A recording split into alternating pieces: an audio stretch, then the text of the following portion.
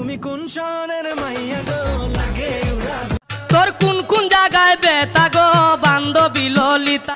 শাকিব খানের তুফান সিনেমার গানের বিরুদ্ধে উঠেছে নকলের অভিযোগ। সদ্য মুক্তি পাওয়া তুফান সিনেমার লাগে উড়াদুরা গানের টিজার প্রকাশ্যে আসার পরপরই অভিযোগকারীরা অভিযোগ করেছেন এই গানের সুর নকল করা সুর। তারা দাবি করেছেন তোর কোন কোন জায়গায় ব্যথা গো বান্ধবী ললিতা, ঠিক এই গানের সুর নকল করেই মূলত শাকিব খানের তুফান সিনেমার লাগে উড়াধুরা গানটি বানানো হয়েছে। এখন এই যে তারা অভিযোগ করেছেন, এই অভিযোগটি আসলে কতটুকু সত্য? তারা যে দাবি করেছেন, ফেসবুকে যে তারা চিল্লাপাল্লা করতেছেন, এই দাবি কতটুকু সত্য? ভিউয়ার্স, আমি বলবো এই দাবি সম্পূর্ণ মিথ্যে, ভিত্তিহীন এবং বানোয়াট।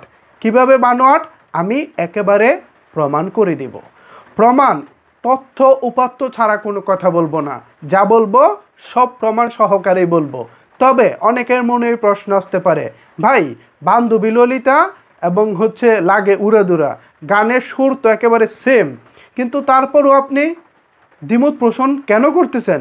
দ্বিমত পোষণ করতেছি এই কারণে যে এই যে বান্ধবী ললিতা ললিতা বলা হচ্ছে, এই বান্ধবী ললিতা গানটাও কিন্তু নকল গান।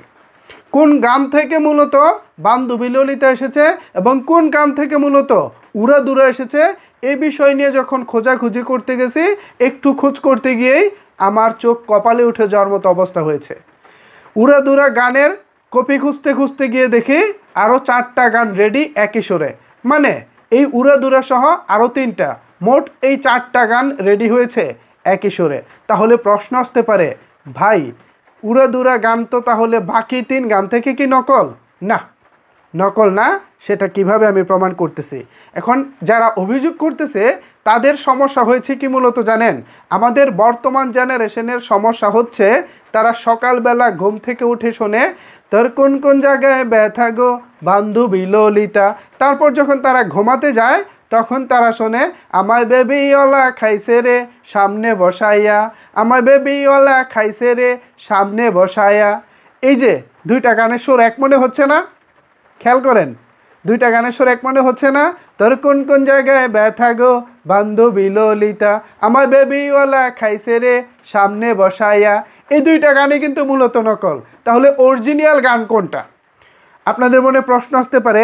এখন অরিজিনাল গানটা হচ্ছে, আমি কপিরাইটের কারণে আমি করব না, আর গানগুলো প্লে করব না, আমার এখানে আছে, আমি জাস্ট মুখে বলে মিলিয়ে দিচ্ছি। মূলত প্রথম গানটি ছিল আমাদের শ্রদ্ধেয় বাউল সম্রাট রাজ্জাক দেওয়ান সাহেবের একটি গান, পাগল রাজ্জাক দেওয়ান। সেই রাজ্জাক দেওয়ান সাহেব বানিয়েছিলেন একটি গান, সেই গানের নাম হচ্ছে আমার ঘুম ভাঙিয়া গেল গো মরার কোকিলে, আমার ঘুম ভাঙিয়া গেল গো মরার কোকিলে। গানটি নিশ্চয়ই শুনেছেন। এই গানের নকল করে মূলত বানানো হয়েছিল তোর কোন কোন জায়গায় ব্যথা গো বান্ধবী ললিতা, তারপর বানানো হয়েছে আমার বেবিওয়ালা খাইছে রে সামনে বসায়া। এই 3 গানের পরে এখন আজকে এসেছে তুমি কোন শহরের মাইয়া গো লাগে উড়াদুরা, তুমি কোন শহরের মাইয়া গো লাগে উড়াদুরা। এই যে ব্যাপারটা ঘটে গেছে, এখন 4টা গানের সুর এক মনে হচ্ছে না? ইয়েস, মূলত প্রথম যে গানটা ছিল আমার ঘুম ভাঙিয়া গেল গো মরার কোকিলে, এই গানের সুর এবং সর্বশেষ লাগে উড়াদুরা গানের সুর সেম একই লোকের কাছ থেকে নেওয়া হয়েছে। বুঝতে পারছেন? আপনাদেরকে স্ক্রিনে একটি পিকচার দেখাচ্ছি।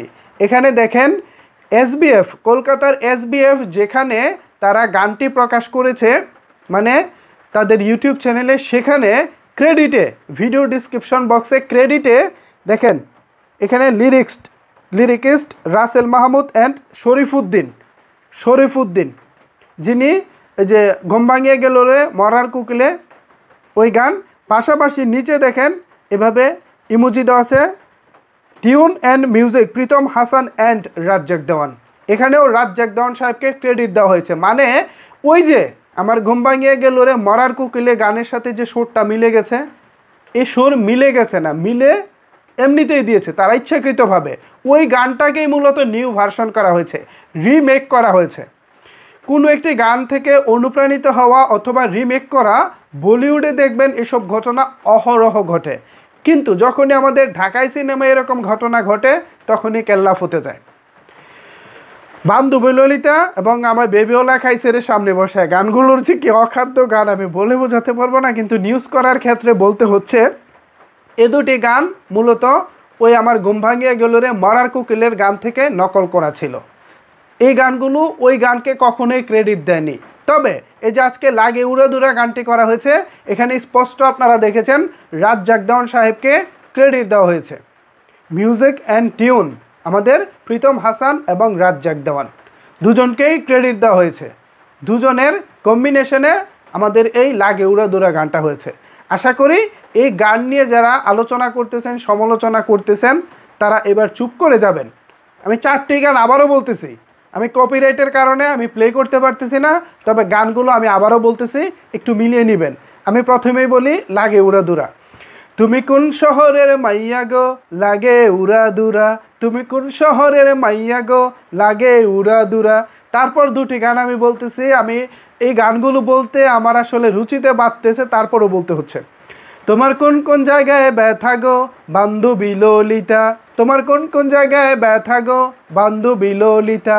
এরপরের গান হচ্ছে আমার বেবিওলা খাইছে রে সামনে বসাইয়া, আমার বেবিওলা খাইছে রে সামনে বসাইয়া। এরপর সর্বশেষ যেটা প্রথম হয়েছিল গান, আমার ঘুম ভাঙিয়া গেল রে মরার কোকিলে, আমার ঘুম ভাঙিয়া গেল রে মরার কোকিলে। এ হচ্ছে মোট 4টি গান।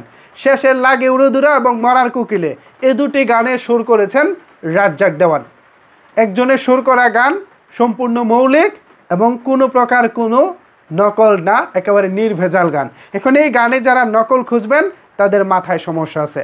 ওই যে বলেছি আমাদের বর্তমান জেনারেশনের কিছু পাবলিক আছে, তারা সকালবেলা ঘুম থেকে উঠে তার কোন কোন জায়গায় ব্যথা গো বান্ধবী ললিতা, আবার রাতের বেলা ঘুমাতে গেলে শুনে আমার বেবিওলা খাইছে রে সামনে বসায়া।